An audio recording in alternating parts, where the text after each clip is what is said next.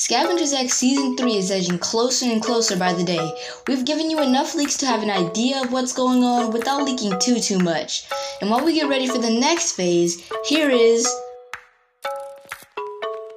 what we know so far.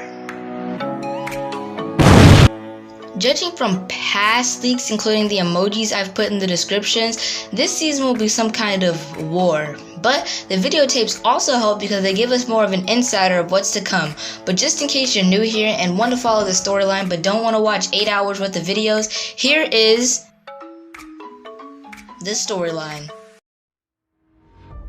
Long ago, a land now codenamed Edge 11 was inhabited by Norse Vikings who valued their land. All of a sudden, pirates showed up looking for the treasure of the Edge, a prize that when found couldn't even be spent in 2 lifetimes.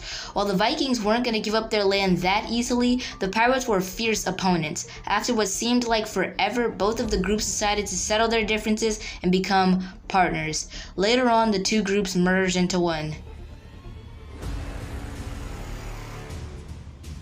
Many years after the pirates had first arrived, the land of Edge 11 had seen a water shortage.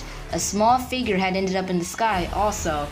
But because of the water shortage, a man by the name of John Marcus has decided to go pay the Space Guardian a visit. But after reasoning, the godlike being refused.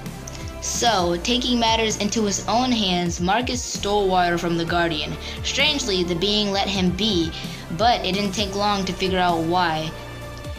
When he got home, he had a statue built in his honor. 6 months go by and Marcus is treated like a king, until the figure in the sky was close enough to see it was a meteor.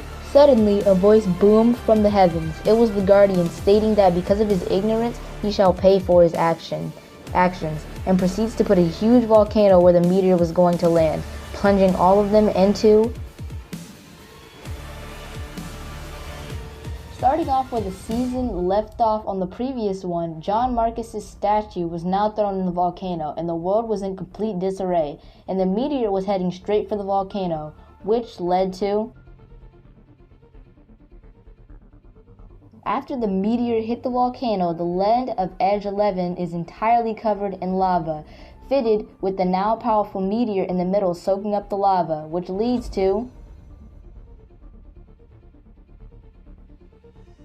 With the newly placed meteor, the inhabitants of the island used the strange materials from the meteor to build a utopia, while still keeping the meteor in lockdown. But what they don't know is that this meteor is like a universal beacon saying, infinite power over here, which, as you guessed, leads into... Because of the unstable meteor in containment still soaking lava, the meteor emits power surges that power up the entire map, making their precious utopia a wasteland. The meteor has, at this point in time, evolved into its superior form, the Source, or as people who only watch ScavengerX would tell you, the first X Zone. Also, quick disclaimer, the people who are important in this time are Denise Setcher, Dynamite's mom, and Dance Girl. We'll get into that later.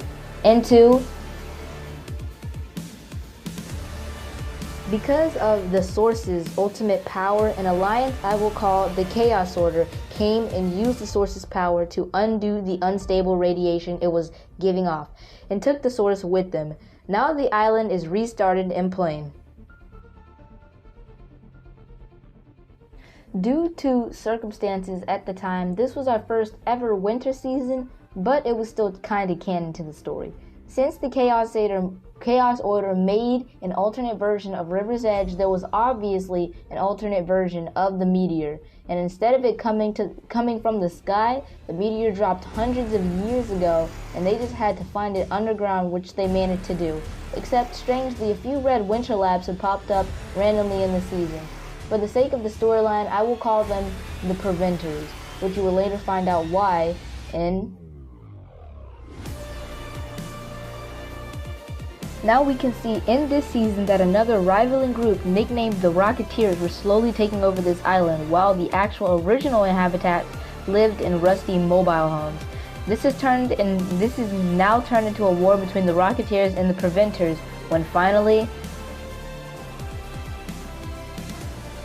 In this last season, it is a full war zone with the Rocketeers and the Preventers. and we can now see why. The Rocketeers have a humongous rocket, while the Preventers, along with Storm's parents, King Axel's parents, and Dynamite's parents, tried to stop them. What is their plan? Do they know something we don't?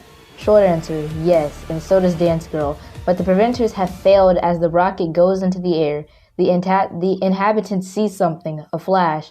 Out of nowhere, the rocket gets hit by a meteor. Who's driving the rocket? None other than a man named Xylon. But before anybody realized what was going on, a voice boomed from the sky.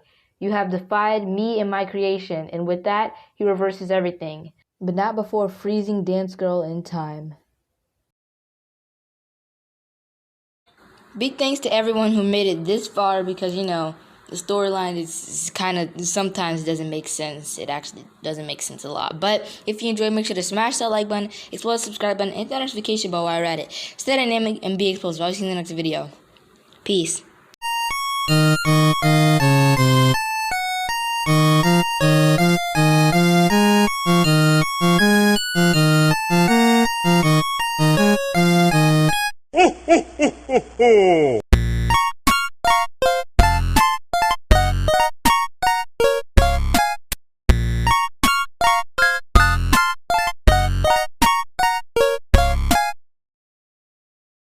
Happy Christmas.